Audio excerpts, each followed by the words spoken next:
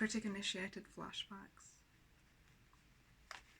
The inner critic commonly increases the intensity of a flashback via a barrage of attacks listed above. Flashbacks can devolve into increasingly painful levels of the abandonment depression. One attack can repetitively bleed into another and tumble us further down a spiral of hopelessness. It is awful enough to take a single punch in a fight, but when the punches keep coming, the victim is severely thrashed.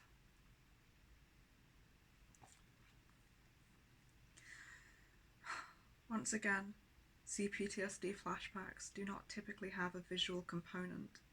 However, it is not unusual for the survivor to sometimes flash on a snapshot of a parent's contemptuous face at the moment of triggering. My client Dimitri began his session by telling me that he was contentedly pottering around his kitchen when he accidentally knocked over a glass of water. He immediately pictured his father, and a loud internal voice blurted, "I'm such a world-class spaz." Retrospectively, he realized that he then plummeted instantly into a flashback. Anxiety quickly overwhelmed him, and he was soon lost in a tirade of self-attacking diatribes emanating from the critic. Spaz is an example of the name-calling that the critic specializes in. It's a combination of critic attacks 1, 3, and 9 above. I definitely remember doing this. I remember flipping back the page to check what 1, 3, and 9 were. Perfectionism, self-hate, self-disgust, and toxic shame, and harsh judgments of self or others and name-calling.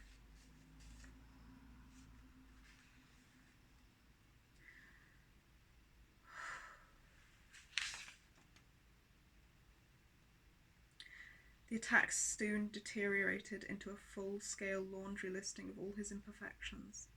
These were characteristically blown out of proportion and often not reality-based. The critic screamed, "I'm so clumsy, I never do anything right." All or nothing thinking. Number 2, "I could fuck up a free lunch." Yeah, because I remember reading that, which I did again, as like, I could fuck up a free lunch. Quickly, Dimitri's thinking was totally dominated by a negative focus, number 11, that merged with drasticizing, number 10, and culminated in attack fantasies, number 14, that made him cancel his plans to go out. This example is only a micro portion of the unending onslaught that can accompany a major flashback.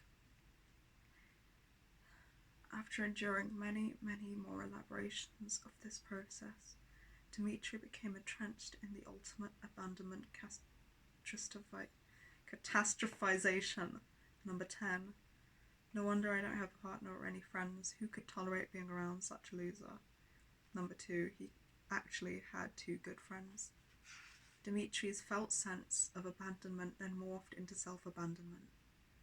Primitive self-soothing behaviours re-emerged as he self-medicated by binging on an enormous amount of junk food. He then retreated into his bedroom to dissociate further into a long morning nap. All this in reaction to the tiny faux pas of a spilled glass of water.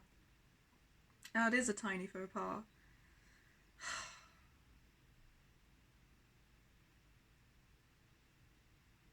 I don't want to minimize the surrounding way it felt was either, but no, it is a tiny faux pas, and the fact that it feels like such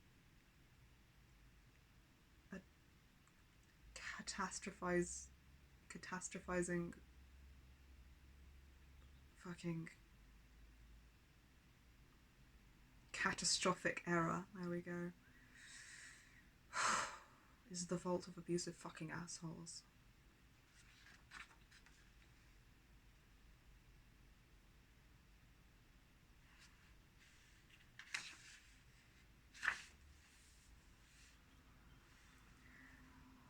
I must emphasize here that Dimitri was not crazy or defective because his critic made a hell out of a spilled glass of water.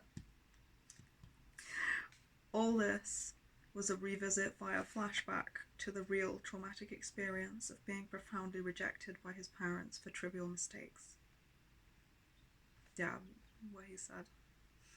His father had contemptuously told him he could fuck up a free lunch innumerable times. As Dimitri resolved and harvested the learning potential of this flashback, he said to me, "Pete, I can't tell you how horrible they were.